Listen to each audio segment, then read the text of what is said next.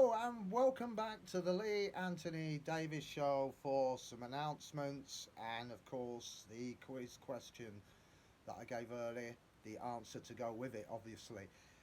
Before I get there, though, I just want to announce some important things. Firstly, I've had some new members join, so I'd like to give them a mention. First off, Alex Melendez Colon, who's just joined my science fiction group, and Mike Gazuzu has also joined my science fiction group.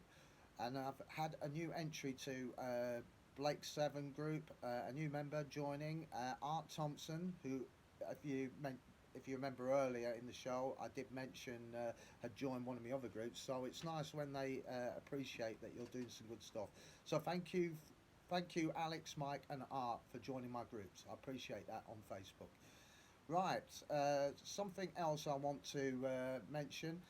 Uh, my new group today is out now. Uh, the entertainment group. It's launched. It was launched this morning. Actually, I don't think nobody knows about it, but I'm going to do some promotions on Twitter and Facebook to let everybody know. So anyway, so look out for that and look out for the invites.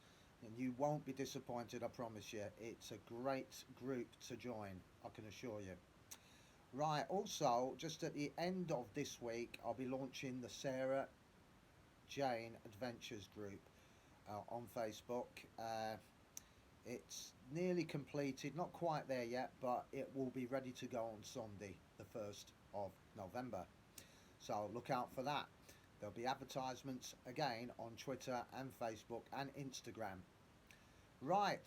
Also, yeah, almost forgot. I'll be doing my quiz on Twitch this Saturday, Halloween, at roughly about 9 o'clock, and it features. I forgot what it featured. Oh yeah, Dracula AD 1972. So join me for that on Twitch. Also, Mr. Hyde will be doing his live show, I think on Wednesday, but I'll let you know about that tomorrow. And also, Geek Union towards the end of the week on Halloween night will also be doing a horror stream on his YouTube channel, and I believe it's a big one, and look out for that as well. So I'll give you more details as the week goes along. Also, there's plenty of alsos, isn't there? If you get along to YouTube right now, Dan Hadley of the Spacebook is conducting his own YouTube channel in his merry way. He's joined by three guests for a Star Trek podcast special. So get along there and join the fun and laughter, as I say, and show your support for his group. So that's Dan Hadley, the Spacebook, live now on YouTube. Right, okay then. It just leaves me to mention the answer to the quiz question. It's a science fiction quiz question, and it's the day the Earth stood still. And the question was, when the I think it's Clato, or whatever. He gets gunned down by the military when he puts his hand out, and this thing pops out of his hand. They thought he was going to attack him. Uh, he's lying on the ground, and then suddenly the UFO opens up the door, and this big, massive robot, about 8 to 10 foot or whatever. What I want to know, and obviously devastate the military with his laser beam eyes.